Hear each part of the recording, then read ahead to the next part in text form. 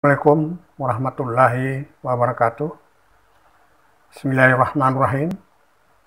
Bapak-bapak, ibu-ibu, saudara-saudara sekalian, sebagaimana pada awal sebelum ini saya sudah menjelaskan di dalam pengantar saya bahwa kita akan membahas masalah pengelolaan keuangan.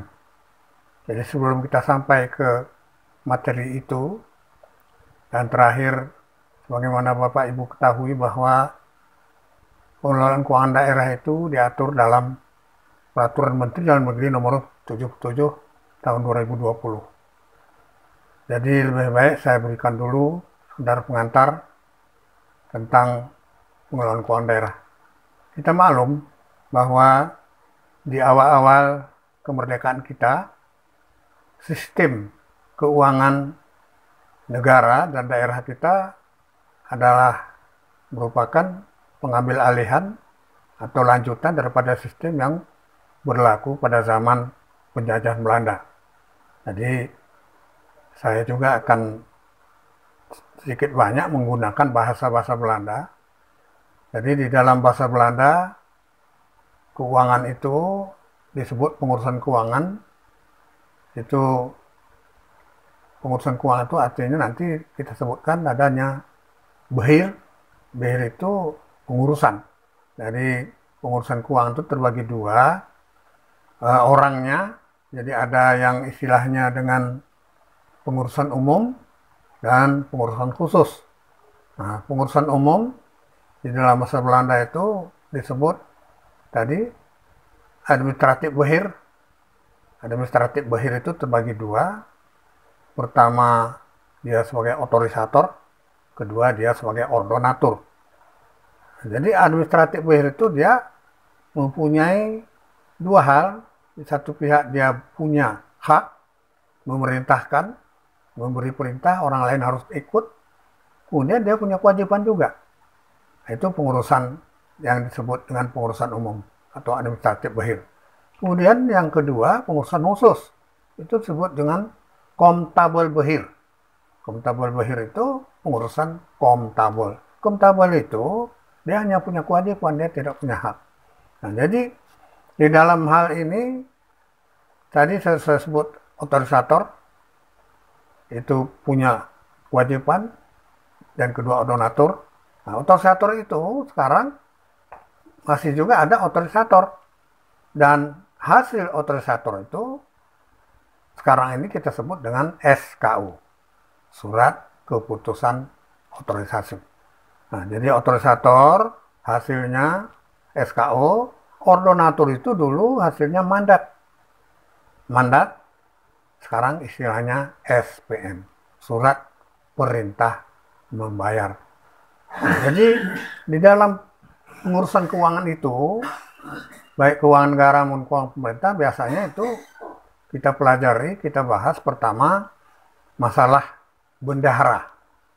Dulu bendaharawan, sekarang bendahara. Lalu yang kedua, pengurusan keuangan atau tata usaha keuangan atau administratif. Yang ketiga, baru pengawasan keuangan. Jadi tiga-tiga ini dia harus sejalan. Harus berjalan di dalam suatu arus supaya pelaksanaan daripada, kalau bahasa Belanda, begroting, belanja, anggaran pendapatan belanja negara, dan untuk daerah anggaran pendapatan belanja daerah. Nah, jadi tentu itu ada perencanaan, kemudian ada pelaksanaan APBD, kemudian ada pertanggungjawaban daripada APBD sendiri. Nah, jadi kemudian di dalam behir tadi, komtabel behir, bendahara tadi itu ada dua juga. Jadi ada bendahara umum, ada bendahara khusus.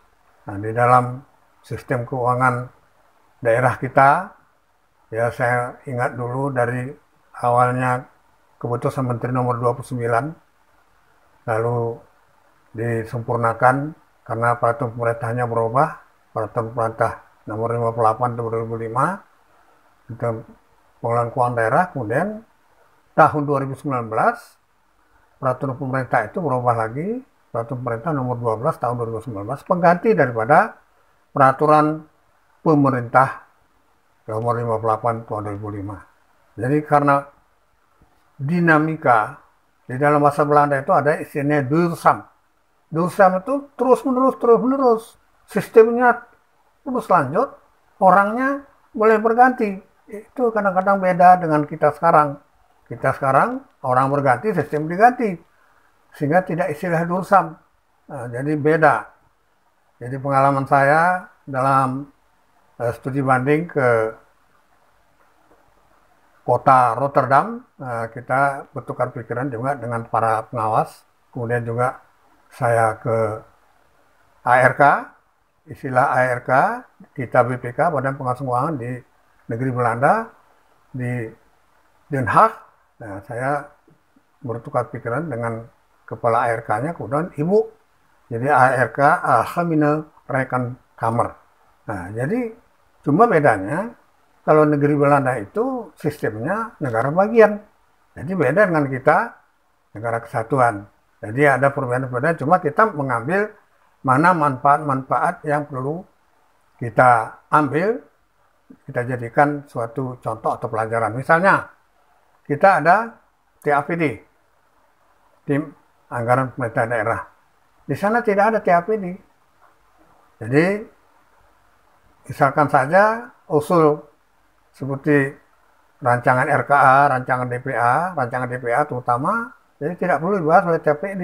Tapi diberikan saja kepada pihak-pihak swasta yang di luar, seminggu selesai. Jadi tidak perlu disiapkan macam-macam peralatan yang begitu rumit. Nah, jadi itulah pengantarnya keuangan daerah itu. Sistem keuangan daerah itu kita lihat di dalam Undang-Undang Dasar kita pasal 23. Di situ diatur sistem keuangan daerah sejak 1945 sampai hari ini terus dan nanti pada sesi berikutnya saya akan secara detail akan menjelaskan pengelolaan keuangan daerah karena titik berat kita adalah keuangan daerah. Jadi keuangan daerah itu ada terutama SDM, kemudian sistemnya, nah kemudian supaya SDM-nya betul-betul punya kompetensi. Jadi itu saja barangkali lanjut pengantar saya sebelum kita lanjut kepada yang lain lagi. Terima kasih atas perhatian Bapak-Bapak, Ibu, Saudara-saudara. Assalamualaikum warahmatullahi wabarakatuh.